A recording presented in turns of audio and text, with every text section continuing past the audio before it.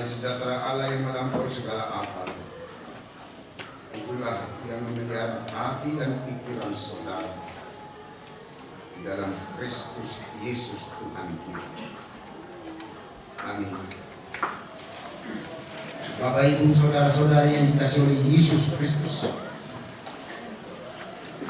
kita akan disapa oleh firman Tuhan pada minggu ini dari Roma pasal 12 ayatnya yang ke-9 sampai dengan ayat yang ke-12. Roma 12 ayat 9 sampai dengan ayat 12. Demikian firman Tuhan. Hendaklah kasih itu jangan pura-pura. Jauhilah yang jahat dan lakukanlah yang baik. Hendaklah kamu saling mengasihi sebagai saudara dan saling mendahului dalam memberi hormat.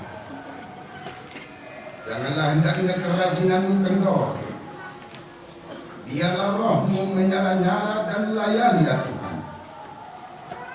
Bersukacitalah dalam pengharapan, sabarlah dalam kesesatan, dan bertekunlah dalam doa.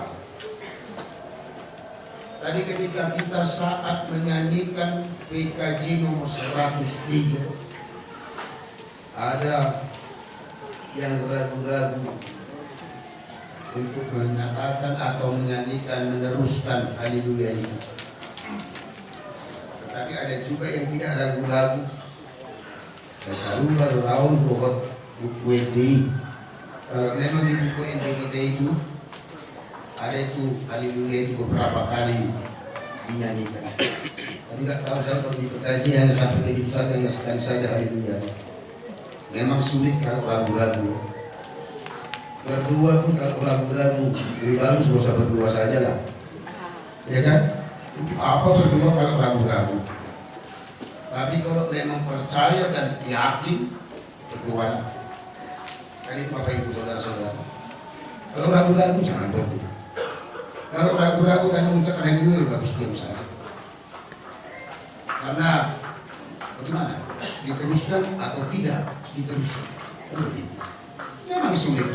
Yang dinamakan kata ragu-ragu bisa tidak kesampaian. Dan dua yang ragu-ragu pun itu tidak kesampaian. Kita harus yakin dan percaya.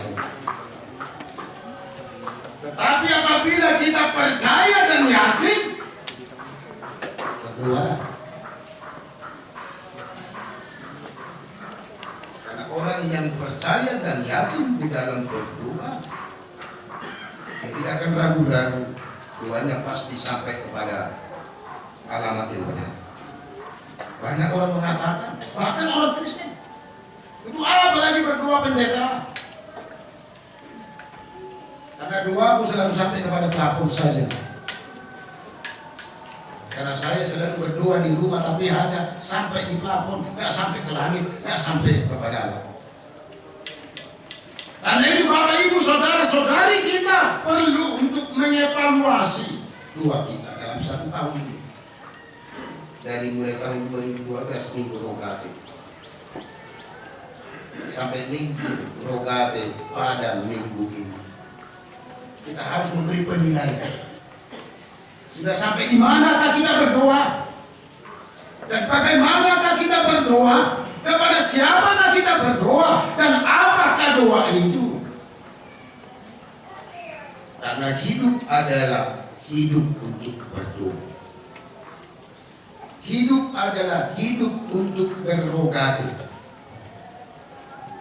Hidup bukan hidup untuk berrolate. Hati-hati. Jangan ganti G itu dengan L. Harus benar-benar dan sungguh rogate. Doa. Jangan rolate. Yang berat. Kalau kita menghidupi kehidupan iri, dengki dan benci,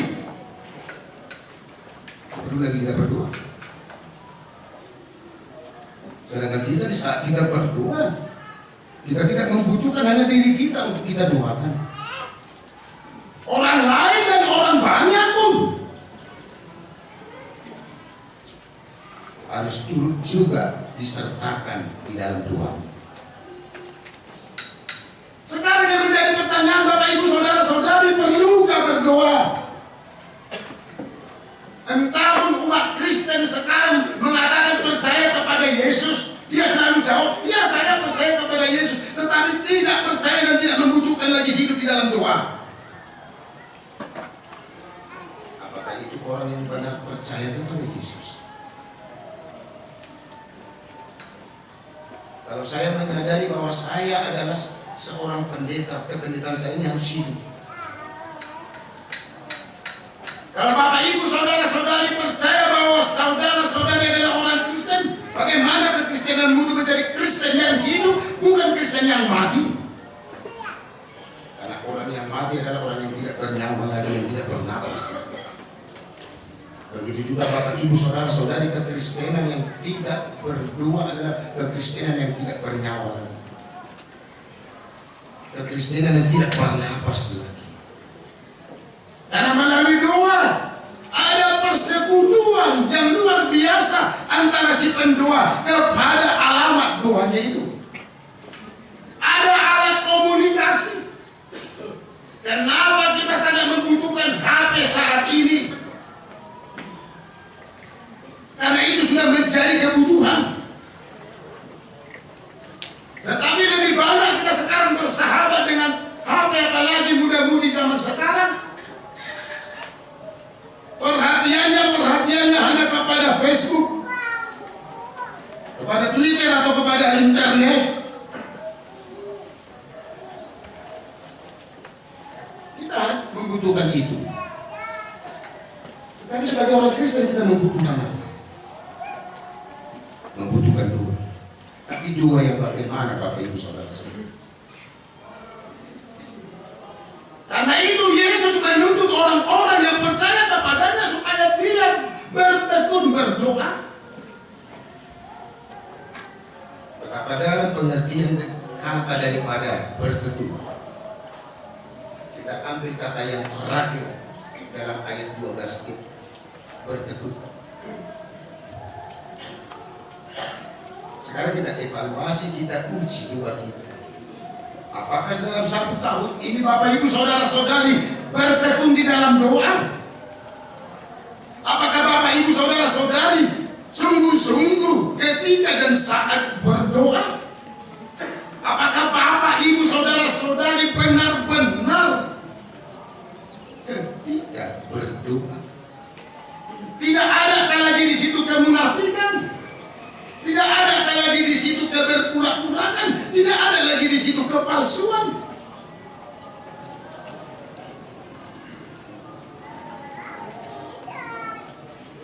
Rogate menuntut kehidupan yang tekun berdoa, yang berarti sungguh-sungguh dan terus-menerus, tidak henti-hentinya berdoa, tetapi harus hati-hati. Koreksi hatimu, koreksi pikiranmu, koreksi sikap kehidupanmu ketika kamu berdoa. Jangan sempat masukkan unsur kepalsuan atau keberpura-puraan. Karena doa adalah kebaktian mencakup segala sikap roh manusia dalam pendekatannya kepada Allah. Dari mana kita mengetahui seseorang berbakti kepada Allah? Apabila dia mengakui, apabila dia memuji, apabila dia mengajukan dan menyampaikan permohonannya, permintaannya di dalam doanya. Sampai saat ini Bapak Ibu Saudara-saudari,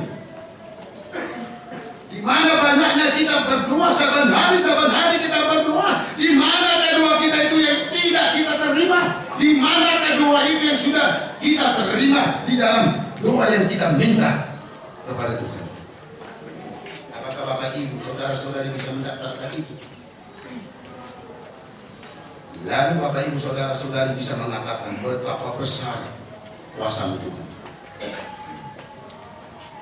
Kalau Bapak Ibu Saudara-saudari belum menerimanya, coba dulu dikoreksi. Coba dulu dievaluasi. Apa yang salah ketika saya berdoa? Apakah saya bertekun? Apakah saya hanya berpura-pura? Apakah saya hanya berbalik dalam kehidupan doa saya? Ada banyak orang yang berdoa ketika dia berdoa sangat lemah lembut setiap kata-kata yang keluar ketika dia berdoa. Ya Bapa Surgawi, terima kasih kami buat Tuhan. Luar biasa. Orang-orang yang mendengarnya bisa merasakan seolah-olah dia terangkat ke surga. Tetapi ketika saat berdoa dia mampu berkata lemah lembut. Hanya waktu berdoa saja. Tetapi ketika tidak berdoa, Oma berbulan-bulan. Kenapa kita hanya waktu beribadah begini, nampak seperti orang-orang kudus, ya kan? Tetapi setelah selesai waktu beribadah lah, waktu tidak beribadah, waktu tidak beribadah. Itu makanya Roma 12 ini dimulai dengan kata persembahkanlah tubuhmu sebagai persembahan yang hidup. Bukan menjadi persembahan yang mati. Doamu pun menjadi doa yang hidup, bukan doa yang mati. Doamu pun menjadi doa yang sungguh-sungguh. Doamu pun menjadi doa yang benar-benar, yang keluar dari ketulusan hati dan dimotivasi keluguan. Karena itu dalam Yohanes 4 ayat 24 dikatakan bahwa Allah itu adalah roh. Barang siapa yang berdoa, dia patut berdoa di dalam roh dan kebenaran. Kata roh di situ. Apabila berproses pencurahan Roh Kudus itu dan selalu bekerja Roh Kudus itu, kapan saja pun kita siap untuk berdoa. Karena kita yakin bahwa kita tetap berdoa di dalam roh, bahwa roh itu yang memberikan pengajaran bagi kita untuk mengucapkan kata-kata kita di dalam doa. Ada seorang bapak yang luar biasa pandainya berbicara dalam pesta adat Batak. Bahkan dia sampai diundang. Di Jakarta nggak tahu saya. Kemungkinan jadi mata pencarian yang pandainya berkata-kata dalam adat Batak. Walaupun marga lain, tetapi diundang dia. Mengucapkan kata-kata pantun pun luar biasa pandainya. Pantun Batak, upasa, lokpara, nyarak Batak. Dia semua buat kabut itu semua. Orang pun kagum-kagum. Kalau si bapak ini luar biasa. Hidup pesta adat itu kalau bapak ini menjadi protokolnya. Luar biasa. Tapi ketika waktu pertanyaan, dipilih salah seorang untuk memimpin doa.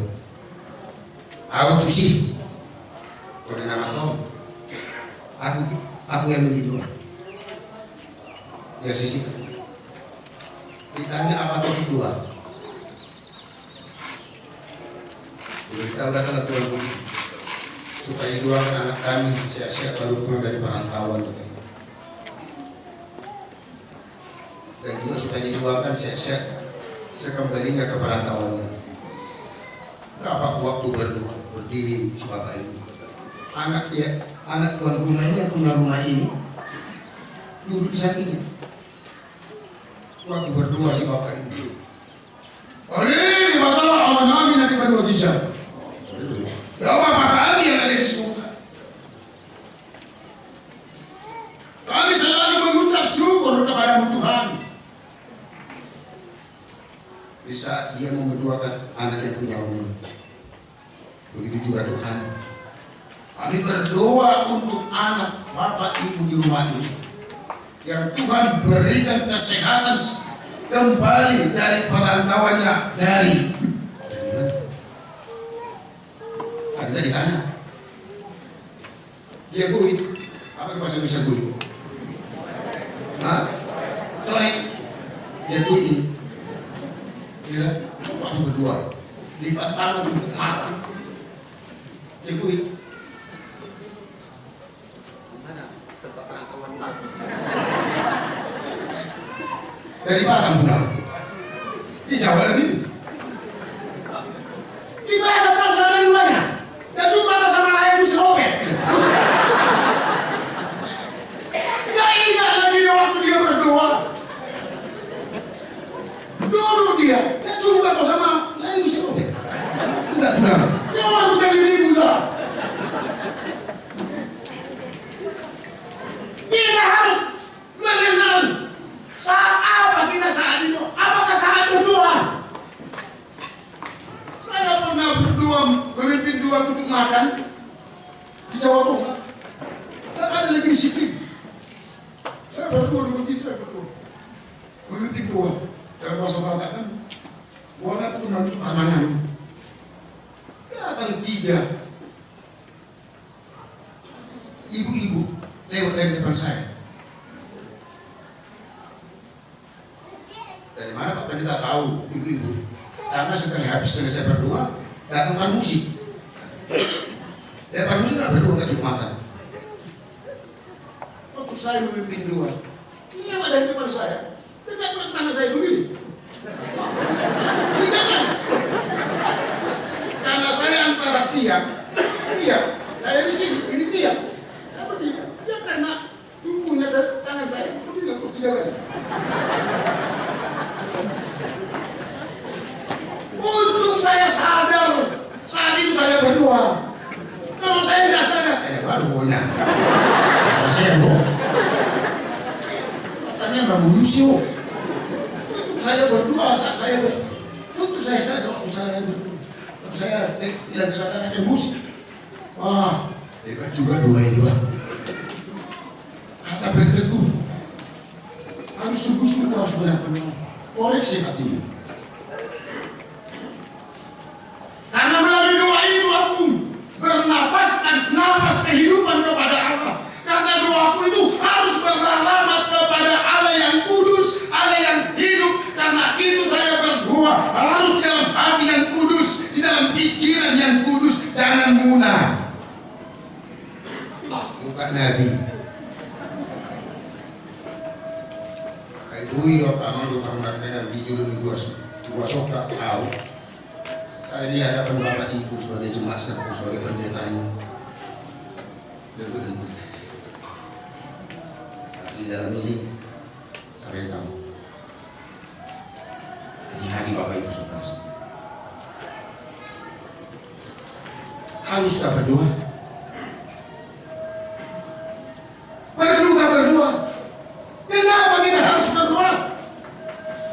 Karena kita sudah sangat merasakan perbuatan Allah dalam kehidupan kita. Dan perbuatan Allah itu telah mengena ke dalam kehidupan rohani kita. Dan mengena segala perbuatan Allah ke dalam hati kita. Dan ketergantungan hidup kita hanya kepada Allah. Karena kita sudah merasakan perbuatan Allah itu dan sudah mengenal perbuatan Allah itu ke dalam hati dan rohani kita. Dan ketergantungan hidup kita hanya kepada Allah. Maka aku membutuhkan hidup di dalam doa. Karena Allah penyampaian doaku itu adalah Allah yang kudus. Allah yang penuh kasih yang tulus. Allah yang mengasihiku dengan murni. Allah yang mengasihiku dengan memperhatikanku dan memperdulikanku. Dan memberikan dirinya, hidupnya, dan nyawanya dengan tulus buat aku. Supaya aku diselamatkan. Luar biasa perasaan yang demikian Bapak Ibu Saudara-saudara. Apabila sampai begitu perasaan kita tentang perbuatan Allah, kasih Allah. Kita dituntun supaya memiliki kasih yang murni, kasih yang benar, kasih yang tulus. Karena orang yang berdoa dengan hati yang tulus, jawaban doa Bapa kami yang diajarkan oleh Yesus adalah jawaban dari doa-doa yang munafik, doa-doa yang bertele-tele seperti yang tidak mengenal Allah, doa-doa yang banyaknya kata-kata. Kalau tidak pakai kita dalam sendiri. Pak Pendeta, saya tidak perlu lagi berdoa. Karena saya selalu meminta supaya saya dapat pekerjaan. Apakah hanya di batas doa saja kita berdoa? Kita meminta di dalam doa, tetapi kita ungkang-ungkang. Bukan itu doa. Kalau dia tidak pernah mencari dan tidak pernah menyentuh. Demikian juga tanah itu. Di situ harta karun bagi petani-petani. Kalau dia minta kekayaan, dia harus cari itu di tanah itu. Dia ketuk tanah itu ombak balik. Kalau kamu minta pekerjaan kepada Tuhan, buka internet. Lihat apa pelamaran ada, lowongan kerja ada, ketuk melalui buat permohonanmu, surat lamaranmu. Kita dikatakan mintalah, carilah, dan ketuklah. Itulah epistem. Orang yang bertekun di dalam doa, dia harus membersihkan hatinya dari keberpura-puraan. Dia memiliki hati yang tulus. Kalau memang Bapak Ibu bertekun di dalam doa, sungguh-sungguh benar-benar tulus berdoa, berarti hati Bapak Ibu saudara-saudara adalah tulus. Mata yang tulus adalah mata di saat kita berdoa, bukan hanya pikir saja. Kita pejamkan. Tidak hanya dipikir begitu saja. Itu mata begini, bisa angan-angan itu. Tapi kalau dipejamkan bisa kok semakin konsentrasi. Coba praktek. Makanya Ibu Rusdes dan Sihan mengatakan mata yang kudus adalah mata di saat kamu berdoa. Tapi mata yang bagaimana? Jangan mata yang gelap-gelap. Tangan yang kudus adalah tangan waktu lipat tangan berdoa. Artinya tidak ada lagi kekuatan Tuhan. Tidak ada lagi yang kubanggakan dalam hidupku. Hanya aku berserah diri kepadamu Tuhan. Hanya Kau yang berkuasa dan berkekuatan dalam kehidupanku. Dan hati yang kudus adalah hati ketika kamu berdoa. Jadi jangan ada lagi hati yang berpura-pura, kasih yang berpura-pura. Orang yang tekun berdoa adalah orang yang mampu menjauhi yang jahat dan melakukan yang baik. Keindahan yang tidak terbatas, kebahagiaan yang tidak terbatas, kehidupan yang tidak terbatas adalah lahir dari perbuatan yang baik. Tetapi kebusukan, kehancuran yang tidak terbatas adalah lahir dari oleh kejahatan dan dosa.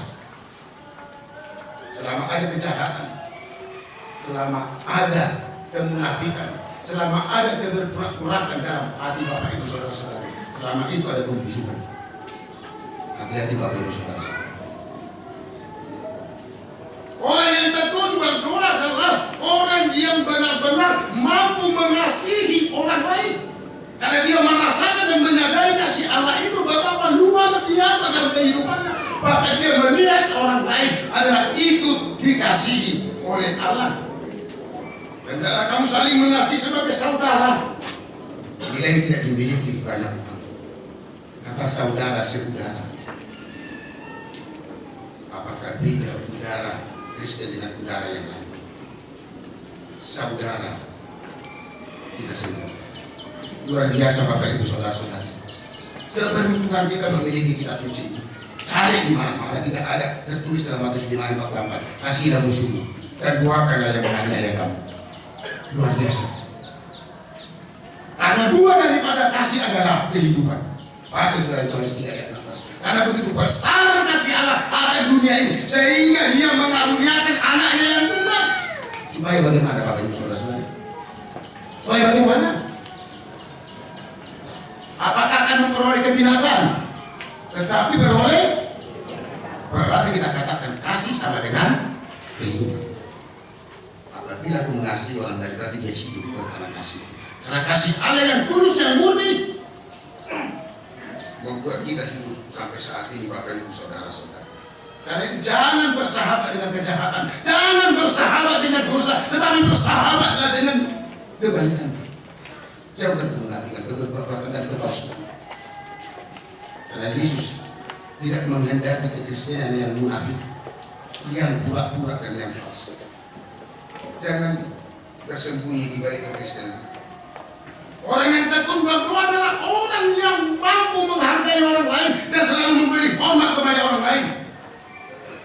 Dia tidak pernah memposisikan orang lain lebih rendah dari diri. Maka dia memposisikan diri yang lebih rendah dari orang lain. Yang mengira pada orang, yang saya nunggu ini hijau. Saya sih mau berdoa, nanti mau lihat itu. Ini tidak tahu ini manusia apa ini kata ibunya. menghormati orang lain. Tetapi yang pertama sekali, mari kita lebih dahulu menghormati orang lain. Itulah buah daripada orang yang bertekun di dalam Tuhan. Kemudian Bapak Ibu Saudara-saudari, orang yang tekun berdoa adalah kerajinannya tidak akan kendor. Kehidupan ibadahnya tidak akan kendor. Kerajinannya datang ke gereja ini tidak akan kendor. Kerajinannya datang ke pertanyaan web tidak akan kendor. Hidup doanya tidak akan kendor. Tetapi memiliki roh yang menyalanya. Ada semangat hidup. Orang Kristen yang semangat. Jangan gali-gali lah. Cukup kalau gali itu dipandang dengan gali lemas. Tapi orang Kristen adalah Kristen semangat. Yang memiliki roh yang menyala-nyala. Apapun situasi dan keadaan dan apapun sebab dan akibat, tetapi rohnya tetap menyala-nyala. Partot tidak kir-kir. Tidak mau frustrasi dan tidak mau putus asa. Karena dia tetap bertekun di dalam buah yang benar. Orang yang tekun berdoa adalah orang yang tunduk dan patuh kepada Tuhan dan mau melayani Tuhan. Seperti Yesus itu, bukan untuk dilayani tetapi untuk melayani. Apakah begitu kekristenan kita? Apakah kita hanya perlu dilayani tanpa mampu dan tanpa berani untuk melayani? Ya begitu juga suami-suami ya. Kita kan kepala keluarga. Apakah itu arti kepala keluarga? Berarti istri kita harus melayani kita. Buka kopi kita, masak nasi kita. Kalau istri itu sakit, bagaimana kamu? Saling melayani. Itu orang yang tekun berdoa. Bapak Ibu Saudara-saudari, orang yang tekun berdoa sungguh-sungguh dan benar-benar tulus berdoa, yang menjauhkan segala kemunafikan, keberpura-puraan. Dia tetap bersuka cita dalam pengharapan. Karena pengharapan adalah pengharapan yang pasti. Apabila seluruh kehidupan warga jemaat dan penatua gereja HKBP Serpong ini memiliki pengharapan yang pasti, tetap hidupnya di dalam sukacita.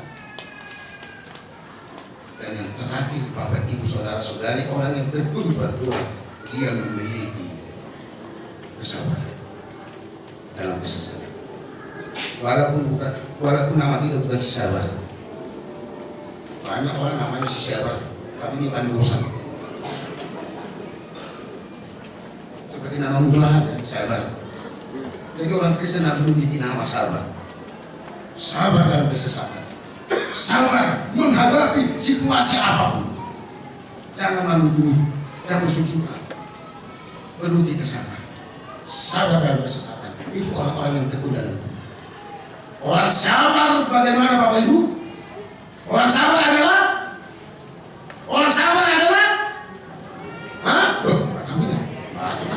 sulit itu sabar. Orang Kristen harus memikul kesabaran, walaupun dalam kesesakan, walaupun menerima penderitaan, tetapi harus sabar. Karena orang sabar adalah orang yang, sekali lagi, orang yang sabar adalah orang yang, amin. Terima kasih Bapak Surgawi atas penyertaan-Mu bagi kami. Dan melalui kasih karunia Tuhan menyapa kami melalui firman. Biarlah firman Tuhan menjadi pelita kehidupan kami dan terang bagi jalan kami. Kami untuk tahun ini sampai Minggu Rokaat tahun 2014 kami akan menguji kehidupan doa kami. Apakah kami bertekun sungguh-sungguh dan benar-benar berdoa kepadamu Tuhan, dan apakah doa kami beralamatkan kepada Allah yang hidup atau Allah yang kudus. Terima kasih Tuhan atas sapaan firman, agar kami memiliki kekuatan dan hidup di dalam kehidupan Tuhan, supaya kekristenan kami adalah kekristenan yang di dalam Tuhan. Bapa Surgawi, berkati seluruh majelis gereja HKBP Serpong, berkati Tuhan seluruh jemaat-Mu HKBP Serpong, dari mulai anak-anak sampai kepada yang tua, agar melalui berkat dan kasih karunia Tuhan, seluruh warga jemaat hidup di dalam sukacita hidup di dalam ketekunan di dalam Tuhan, hidup di dalam kesabaran, hidup di dalam kekuatan yang daripada Tuhan. Biarlah berkat kasih karunia Tuhan yang selalu melimpah dalam kehidupan anggota majelis gerejamu dan seluruh warga jemaat, supaya yang sakit dapat Tuhan sembuhkan melalui kuat kuasa Tuhan, yang di dalam penderitaan, yang di dalam kesusahan, Tuhan datang untuk memberikan penghiburan dan memberikan kekuatan. Yang di dalam kelemahan, Tuhan datang untuk memberikan kekuatan yang daripada Tuhan. Yang bersuka cita karena ulang tahun keluarga jemaat ini, kami mohonkan kepada Tuhan agar Tuhan memberikan sukacita kepada yang akan datang, dan Tuhan berikan kebijaksanaan untuk menjalani hari-hari kehidupan. Dan keluarga yang mengingat ulang tahun pernikahannya, Tuhan kuatkan bapak-bapak supaya tetap menghidupkan kasih dan damai yang daripada Tuhan. Biarlah seluruh kehidupan kami, kehidupan warga jemaatmu ini selalu disertai oleh Tuhan. Dan juga anak daripada anggota jemaatmu yang hendak melangsungkan pernikahannya pada tanggal 18 Mei ini, Tuhan berikan kekuatan, sukacita bagi calon pengantin sampai hari pemberkatan pernikahan, dan juga orang tua daripada calon pengantin, seluruh sanak keluarga. Tuhan berkati, Tuhan berikan kekuatan dan sukacita. Biarlah Tuhan berkat kasih karunia Tuhan supaya tetap kekuatan, kesehatan, sukacita memenuhi kehidupan kami, memenuhi kehidupan seluruh anggota jemaat yang telah Tuhan terus. Dan juga pembangunan gerejamu ini, Tuhan kuatkan seluruh jemaatmu dan majelis gereja dan seluruh para donatur dan simpatisan, supaya mereka Tuhan dapat memberi dengan sukacita.